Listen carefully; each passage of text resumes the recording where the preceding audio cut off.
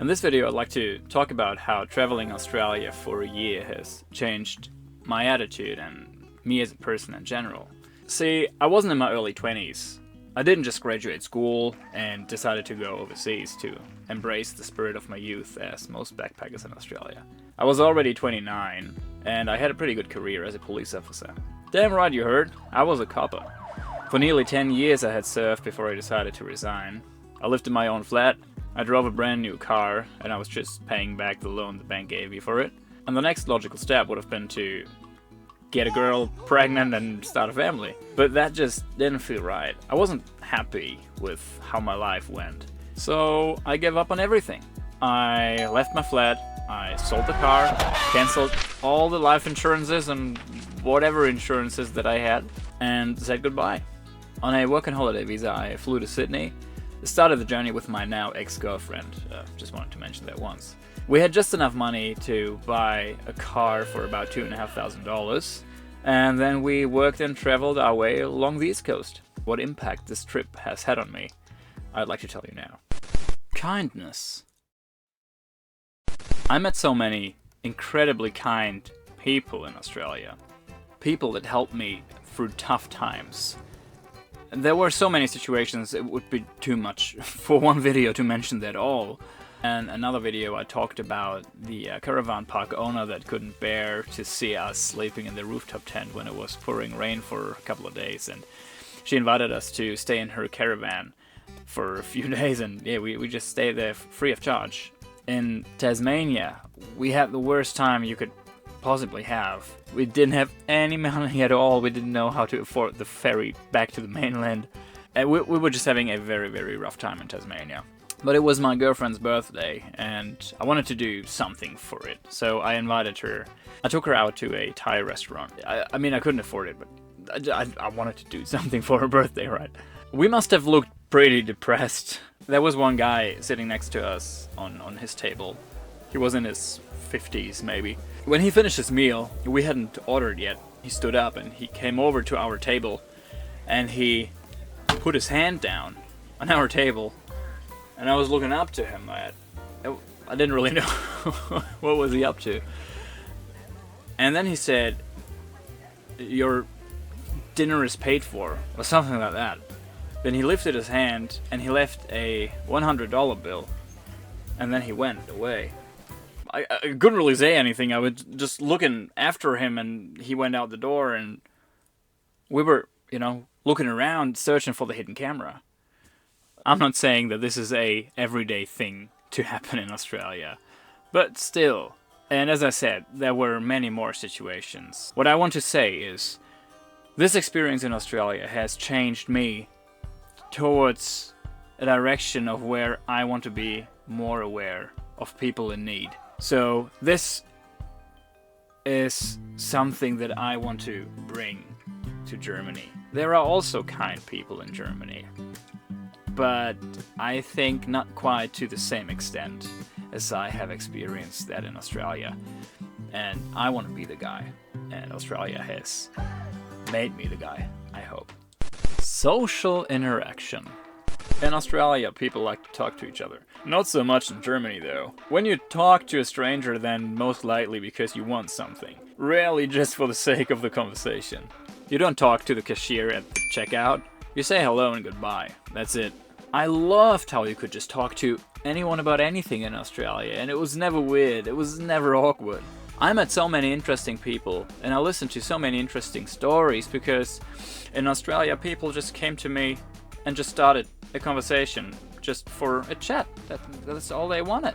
And it was great how many people I met. It was great to listen to that many stories. I exchanged so many phone numbers. I have so many people in Australia that I can call right now. Like, within the last year, I have met many more people and made many more friends in Australia over the last year than I have made the last 10 years in Germany. It was a bit hard to get used to, just having a random conversation with just anyone, but now I love it, and I don't want that to go away. So let's see how it works out, but when I go back to Germany, I want to talk to people more. I want to talk to the cashier.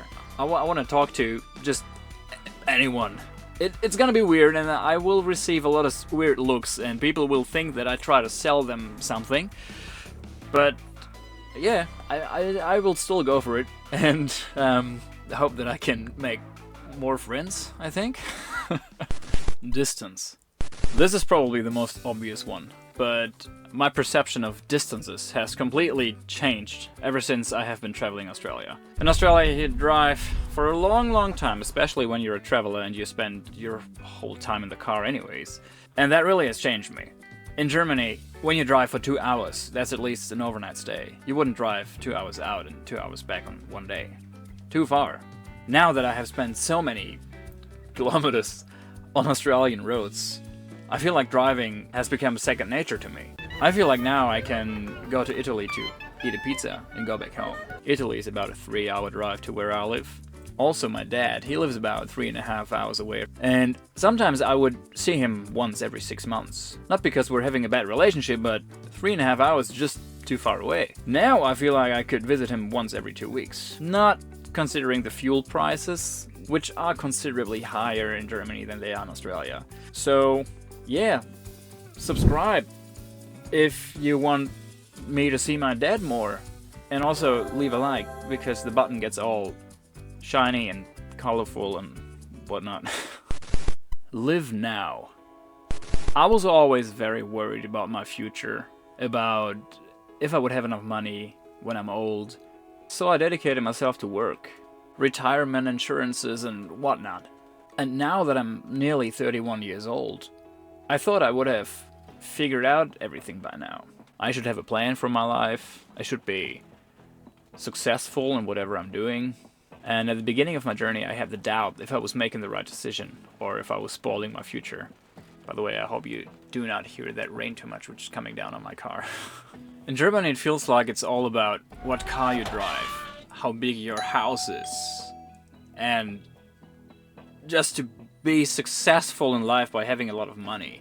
And this is always how I put myself in a certain scale of, okay, he's that successful and I'm just so much successful. But then traveling Australia, working in Australia, I met so many people that have changed my mindset completely. Australians as well as other foreign travelers that were heaps older than myself, and they still hadn't figured it out. They were just embracing the moment. They were living their lives. Anyways, that has made me come to the realization that I will always be so proud of what I am doing at the moment. I am much rather poor when I'm 75, live in a crappy flat, but be rich in experience and memories than having a lot of money. And that is something that Australia has taught me, to just be grateful for what you have, to be healthy, to live in the moment, to embrace your life, rather than trying to chase a certain perfection that society is trying to tell you that this is what you have to be in order to be successful, because that's just not how it is. And I'm very thankful that I have come to that realization. When I'm 75, I might say, Johnny, why didn't you prepare for your retirement? But what I would be really interested in is what your thoughts are. Please let me know in the comments what you think on that topic. I'd really like to know what you think about it. Hard work. When I was still working as a copper, and I would tell my friends or whoever that I'm going to work, many people would say, you're not working. You just drive around in your car all day, or you sit in front of your desk. That's not real work. And to some extent, that was true. You could have a pretty comfortable life as an officer if you wanted. Of course, there were certain situations where you just had to be, effective and, But the worst thing about it was that the more people told me that I didn't have a real job, I started to believe it. I thought, man, this is all I can do. I will never be able to do a physical 9-to-5 job. Work, actual work, and then go back home. But in Australia, I tell you, I worked like a bull. I was picking fruit. I worked as a stable hand. I was a waiter. I was a housekeeper, and many more things. And this has shown me that I can do a lot of stuff. I'm more than capable of doing hard work.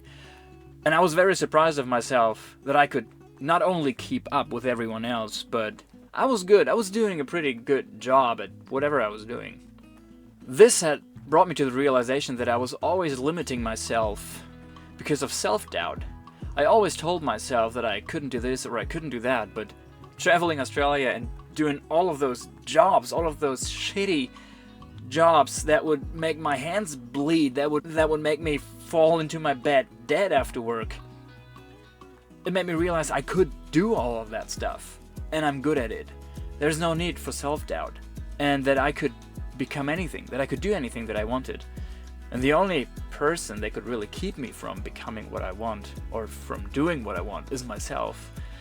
And there is no need from holding myself back, because I am capable of doing a lot of stuff. And for that realization, I will always be very, very thankful. Of course, a trip like that shapes your personality, and it has changed me in many ways, but I think these are the key things that I wanted to talk about. And I'm really looking forward to reading about your thoughts in the comments. As always, stay healthy, be happy, and see you next time. Bye.